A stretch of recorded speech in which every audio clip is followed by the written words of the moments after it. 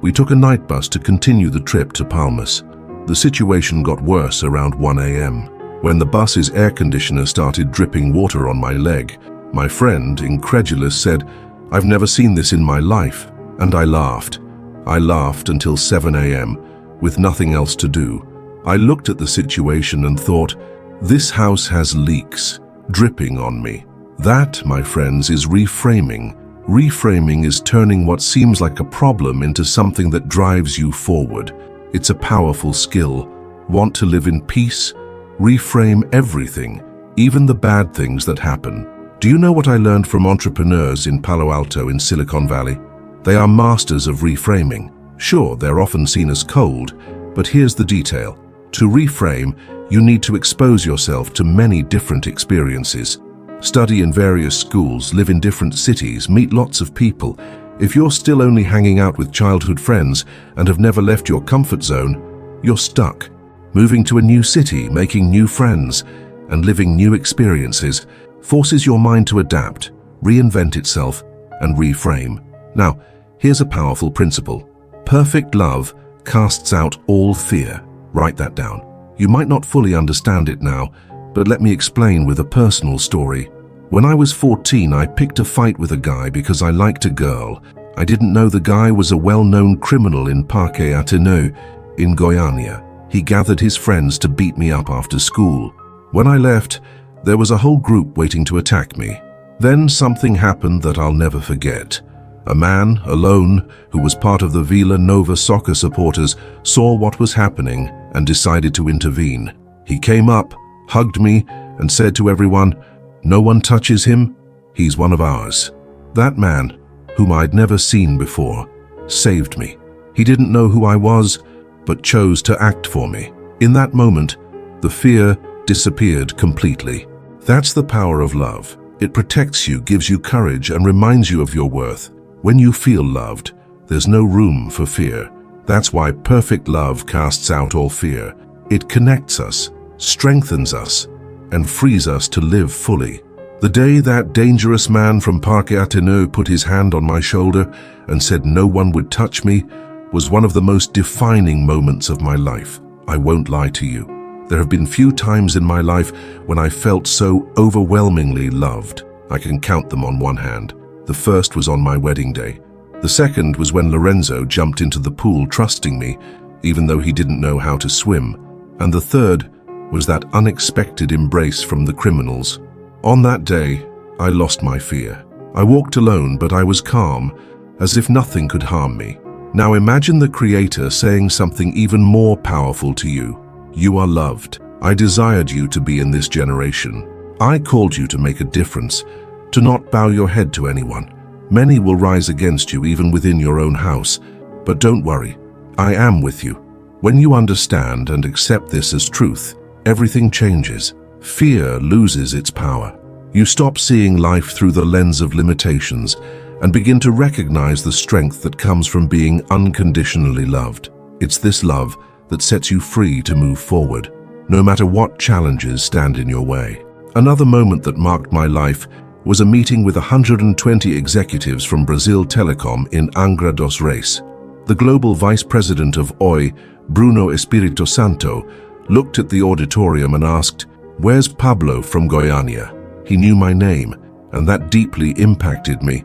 In seconds, it felt like I had doubled in size. I felt seen, recognized, as if something inside me had been validated at that moment. Later, the company president approached me in the restroom and asked about the meaning of a word I had used in my talk, intrepidez. He had never heard that word before. I do this on purpose during my talks. I throw out words that provoke thought, that push people out of their comfort zones. Intrepidez means bold courage, fearless confidence, and that's exactly what we need to overcome fear. So, how do you get rid of fear? The first step is to feel loved. The most genuine love there is comes from God. It's an unconditional love that doesn't depend on what you do or don't do. He loved you even before you were born. He proved it by giving His own Son for you. When you live in that love, there's no room for fear. It simply vanishes. Do you know the difference between someone who accepted Christ in 1994 and someone who accepted Him today? The one who accepted him today is reaping the fresh fruits of that love, while the other may have forgotten to live in the fullness of what they've already accessed. Access is something we need to renew daily, because the world and our limiting beliefs constantly try to make us forget. And speaking of facing fears, let me share something I heard today. A man in the auditorium stood up and said he had lost his mother yesterday. He had the choice to be at the funeral, 700 kilometers away, but he decided to be here, even while carrying the weight of grief. He said, "I came because I need to face this fear and not let it consume me." His decision to be present, to step into a new cycle, is something transcendent. It's not about what he lost, but about what he chose to gain. A new stance, a new beginning. Legitimate grief is a process. It's a cycle of disconnection, but also one of renewal. It's more about our ego than about the person who has passed. When someone we love is gone, what we really face is the pain of not having them with us anymore. But that pain can also propel us forward. His stance showed exactly that, a decision to step into a new cycle, even in the face of suffering. That's courage, that's intrepidez. Do you know what I see when I look at you? Someone who has entered a new phase. Even without knowing who you were before, it's clear that something has changed. You're ready to face any challenge. This is a moment of transition, and moments like these can make us feel more vulnerable. But if you go through grief consciously, without trying to shorten it, you'll find the strength needed to move forward. Legitimate grief lasts 70 days. Don't try to cut it short. When Jesus called his disciples, he said something that might sound harsh. Let the dead bury their dead. This wasn't insensitivity. It was about recognizing the cycle and moving forward. You've made a difficult decision by being here today, but let me tell you, don't look back. No matter what people say or the criticisms you might face, keep moving forward. Now let's address Celso's question. Celso, you mentioned something deeply resonant. You lost your job, felt lost and distant from God, and yet you're here. Let me tell you something. Love conquers fear. This isn't just a pretty phrase, it's a life code.